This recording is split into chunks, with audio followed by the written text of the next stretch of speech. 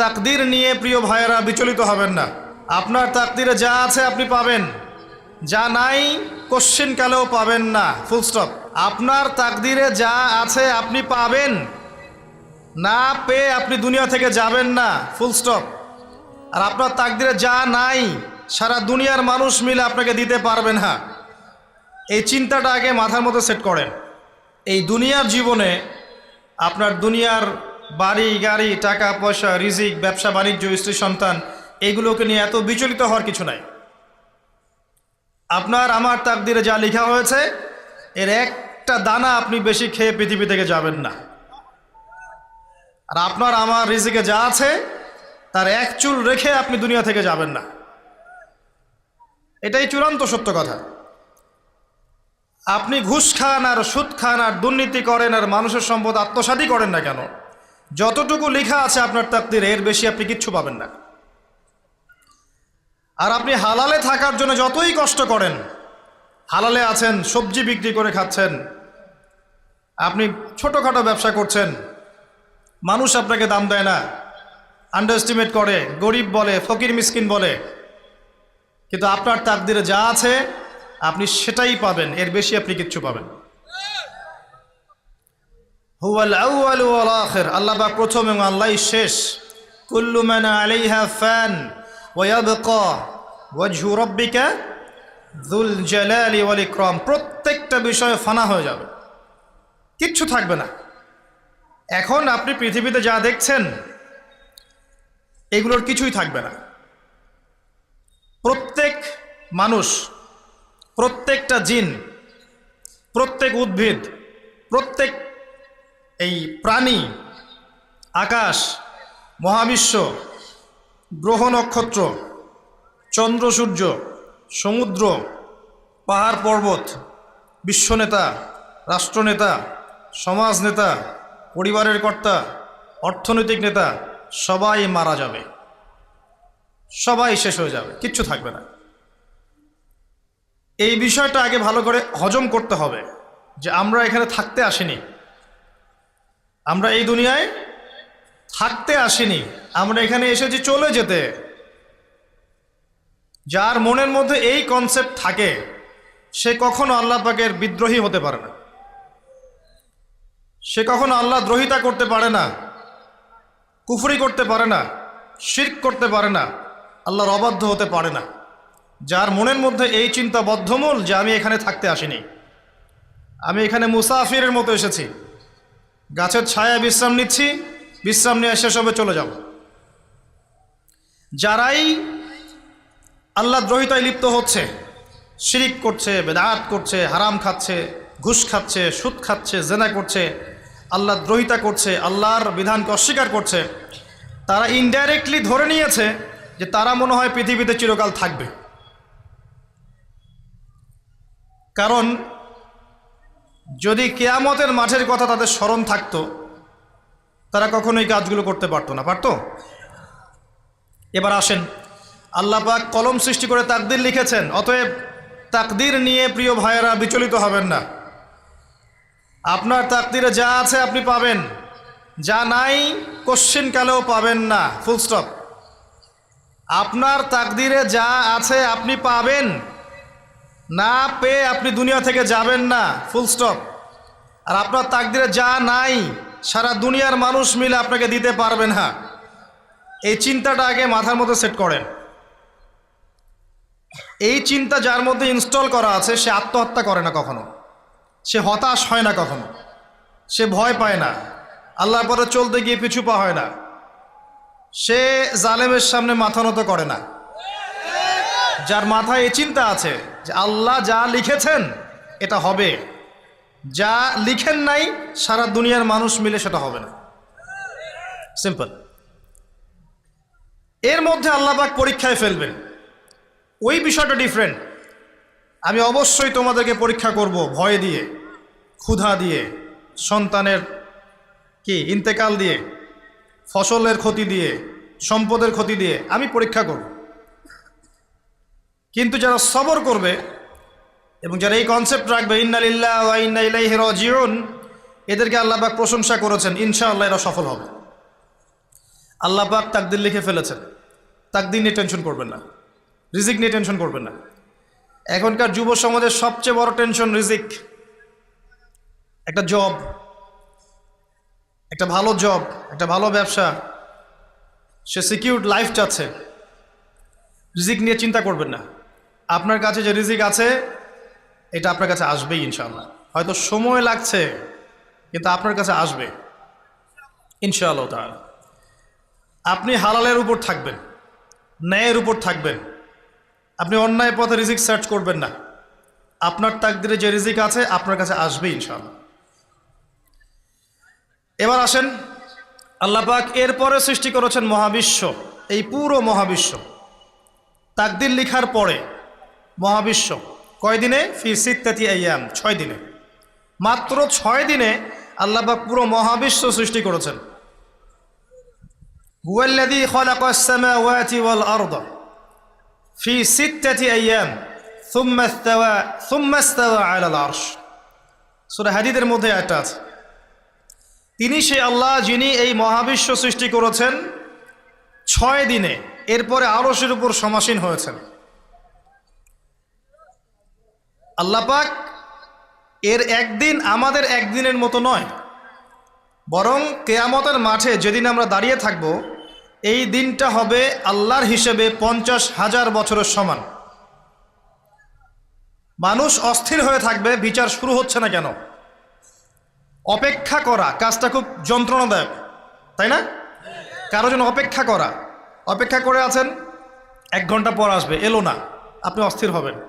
2 ঘন্টা পর এলো না, 10 ঘন্টা পর এলো না, আপনি অস্থির হবেন, পায়চারি করবেন, বই পড়বেন, নাস্তা খাবেন, হাঁটাহাঁটি করবেন, আপনি ব্যাকুল হয়ে যাবেন।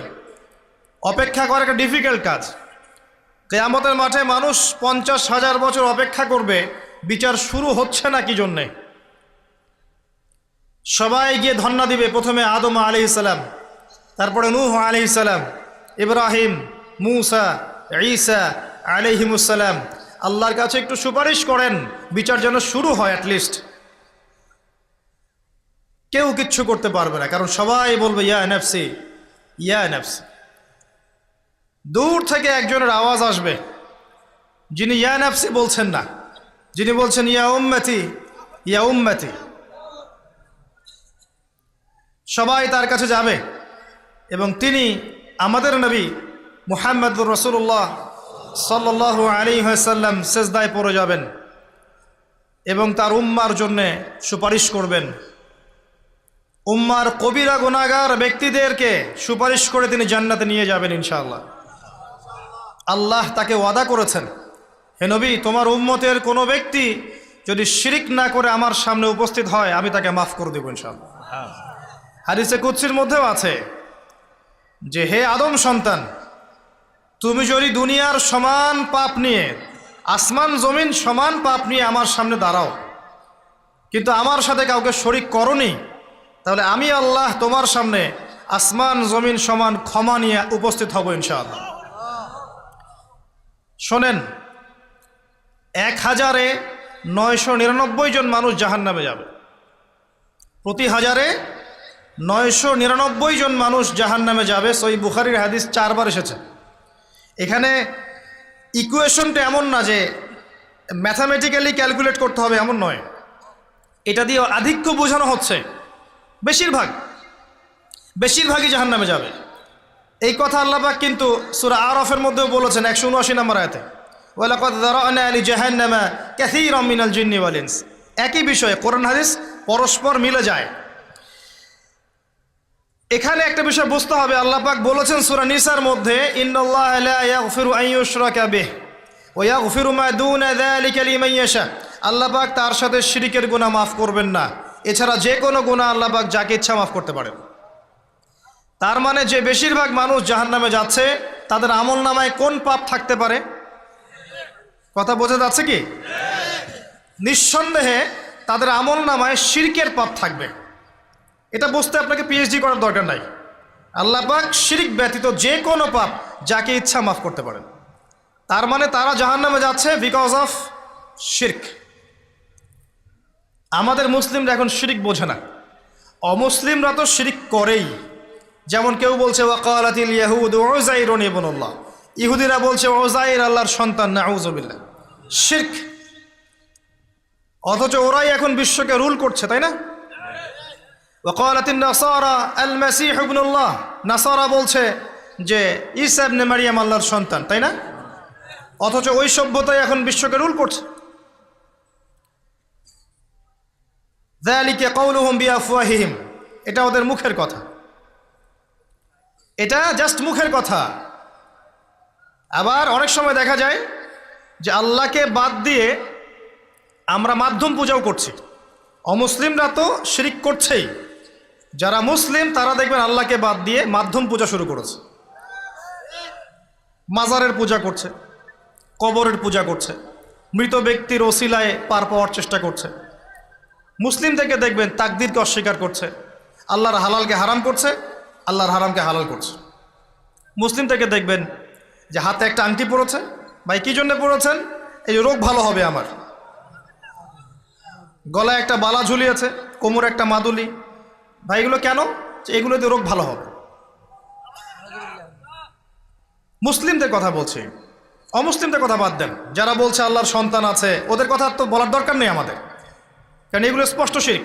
তবে এতটুকু বলি যে 25শে ডিসেম্বরে যারা বলেছে মেরি ক্রিসমাস, বলেছে না? 25শে ডিসেম্বর যারা বলেছে মেরি ক্রিসমাস, মুসলিমদের মধ্যে এরা স্বীকার করে নিয়েছে যে ওই দিন আল্লাহ রাব্বুল আলামিন ঈসা আলাইহিস সালামকে জন্ম দিয়েছেন।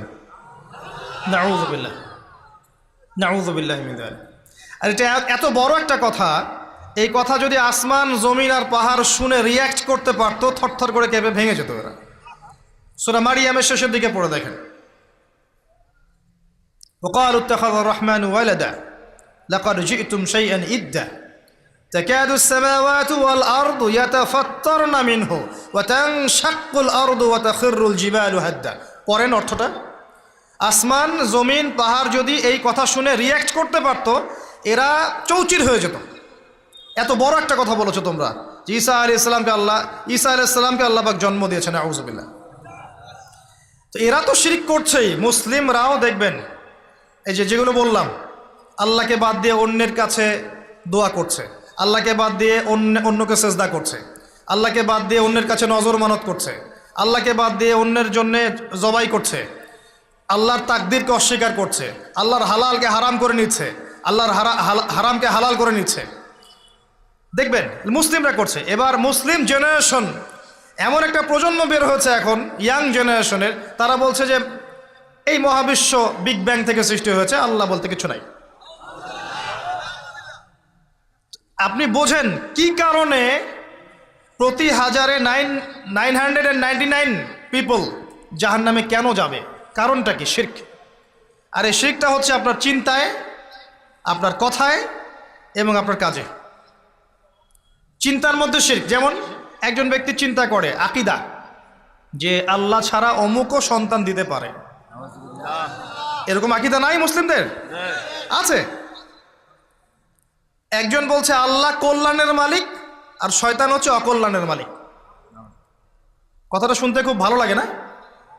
অকল্যাণ হয়তো আল্লাহর পক্ষ থেকে আসে না, আল্লাহ পবিত্র, অকল্যাণ শয়তানের পক্ষ থেকে আসবে। ব্যাপারটা কি এমন? ভালো মন্দ, কল্যাণ অকল্যাণ, দুঃখ কষ্ট সুখ সবকিছু কার পক্ষ থেকে আসে? এমন নয় যে ভালোগুলো আল্লাহ দেন, অকল্যাণগুলো শয়তান দেয়, নাউযুবিল্লাহ। এরকম আকীদা আছে মানুষ। কিছু মানুষ বলছে তাকদীর বলতে কিচ্ছু নাই, মানুষ নিজেই তার কর্মের নিয়ন্ত্রণ, শিরক। কিছু মানুষ বলছে যে ভাগ্যই সব, মানুষের কাজের কোনো স্বাধীনতা নাই। মানে ভাগ্যই সব, আমার কাজের কোনো স্বাধীনতা নাই, আমি কলের পুতুল। চুরি করেছো কেন? আল্লাহ তাকদীরে লিখেছে তাই। সুদ খাও কেন? ঘুষ খাও কেন? রিলিফের মাল মেরে খাও কেন? আল্লাহ তাকদীরে লিখেছে তাই। এরকমও কিছু মানুষ আছে। প্রত্যেক পদে পদে আপনি শিরক পাবেন।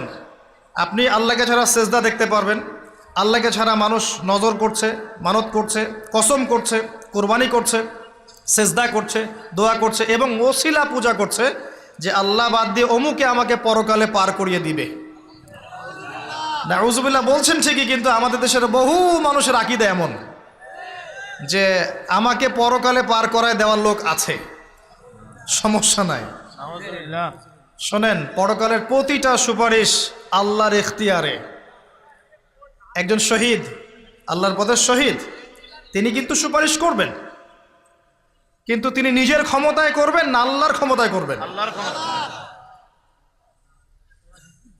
আলেম, হাফেজ, আল্লাহর পথের যারা মুজাদ্দিদ ছিলেন, আল্লাহওয়ালা আউলিয়া মানুষ, নবীগণ, সিদ্দিকগণ, সুহাদা, সুপারিশ করবেন নিজেদের ক্ষমতায় না আল্লাহর ক্ষমতায়? আকীদা স্পষ্ট না থাকলে তখন আমল করতে গিয়ে শিরক হয়ে যাবে। আর শিরক হলেই কি হবে? ওই যে বললাম, প্রতি হাজারে 999 জন মানুষ জাহান্নামে যাবে। সম্মানিত স্যারদের অনুরোধ করব বিজয়ীদের পুরস্কার প্রদানের জন্য। আন্তঃবর্ষ ফুটবল প্রতিযোগিতায় রানার্স আপ দল হলো পঞ্চম বর্ষ বর্ষের শিক্ষার্থীদেরকে মঞ্চে এসে পুরস্কার গ্রহণের জন্য অনুরোধ করা যাচ্ছে।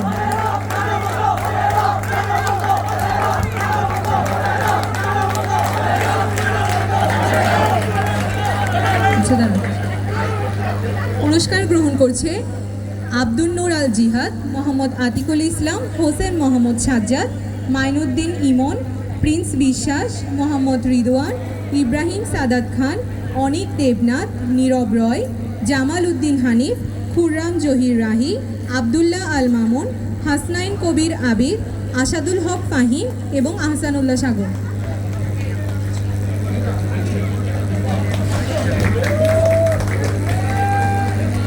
কেউ কেউ বসে যান।